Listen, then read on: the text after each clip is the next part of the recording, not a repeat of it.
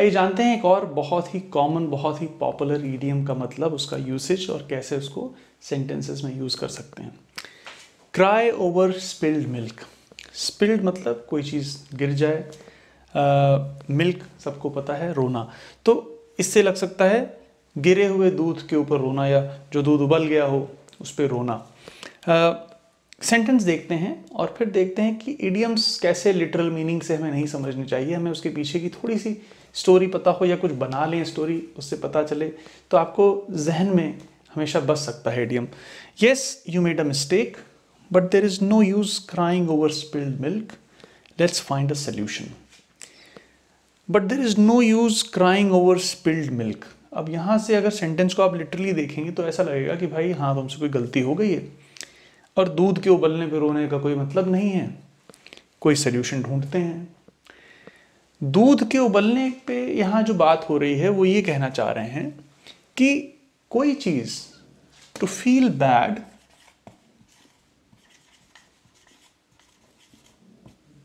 About something that has already happened।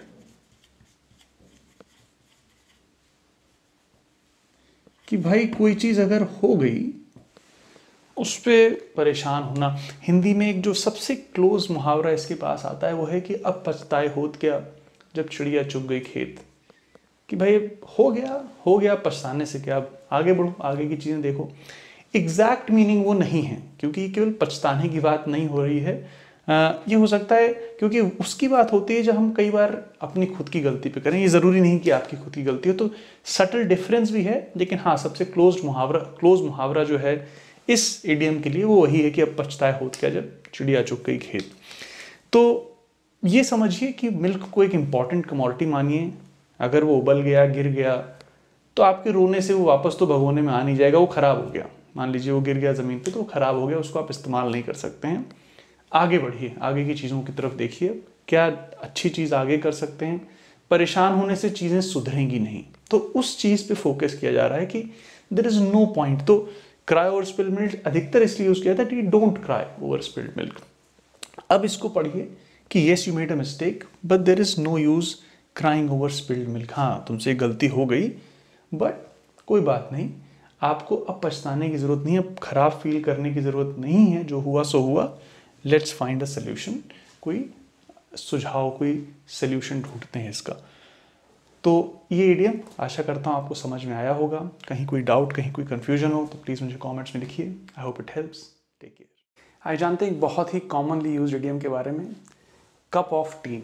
अब इस idiom के बारे में आपको एक बहुत इंपॉर्टेंट जानने वाली बात यह है कि ये अधिकतर नेगेटिव सेंस में यूज़ किया जाता है। इसका मतलब ये नहीं है कि ये पॉजिटिव सेंस में इस्तेमाल किया ही नहीं जा सकता है, लेकिन अधिकतर इसका इस्तेमाल एक नेगेटिव सेंस में किया जाता है।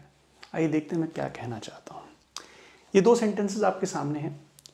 Horror movies are not my cup of tea, spicy food isn't his cup of tea. अब कप ऑफ टी, चाय का कप।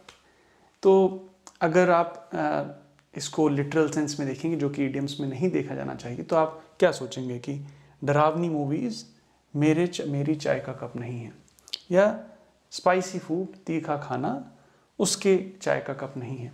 लेकिन जैसा आपको पता है इडियम्स के बारे में कि लिटरली अगर हम वर्ड्स का मीनिंग देखेंगे तो आप इडियम का सही मतलब नहीं समझ पाएंगे। इसका सही मतलब है, कप ऑफ टी का मतलब सिंपली ये है कि कोई चीज़, कोई इंसान एंजॉय करता है, पसंद करता है करना। तो समथिंग समवन लाइक्स और प्रेफर्स, ये तो हो गया cup of tea. Not being one's cup of tea का मतलब है जो कोई इंसान कोई चीज़ करना पसंद नहीं करता है। तो something someone prefers or enjoys to do। to do या enjoys in general, बिना काम करने के भी something that a person likes, कोई चीज़ भी हो सकती है, ज़रूरी नहीं कि वो कोई काम ही हो करने का। जैसे कुकिंग इज़ एन एक्टिविटी, तो cooking is not my cup of tea मतलब मुझे कुक करना पसंद नहीं है। तो समथिंग समवन प्रिफर्स और एंजॉयज टू डू तो हो गया cup of tea. Something someone does not prefer और एंजॉय टू डू हो गया not my cup of tea. Not my या not someone's cup of tea. तो अधिकतर मैं जो आपसे कहा था नेगेटिव सेंस में यूज किया था, अधिकतर इसको not being one's cup of tea में ज़्यादा इस्तेमाल किया जाता है, रादर देन हम ये कहें horror movies are my cup of tea. ऐसा कम मिलेगा आपको, आप इस्तेमाल कर सकते हैं ऐसे, लेकिन जनरली इसको नेगेटिव सेंस में इस्तेमाल किया जाता है। जब हम कहते हैं reading very thick and big novels is not my cup of T, कई लोग ऐसा कहते हैं कि भाई बड़े नॉवेल्स मुझसे नहीं पढ़े जाते, मोटे बड़े बड़े नॉवेल्स मुझसे नहीं पढ़े जाते, या driving fast is not my cup of T. लेकिन कोई अगर ये कह रहा है driving fast is my cup of T, is definitely my cup of tea, तो ये कहना चाह हाँ मुझे फास्ट ड्राइव करना पसंद है।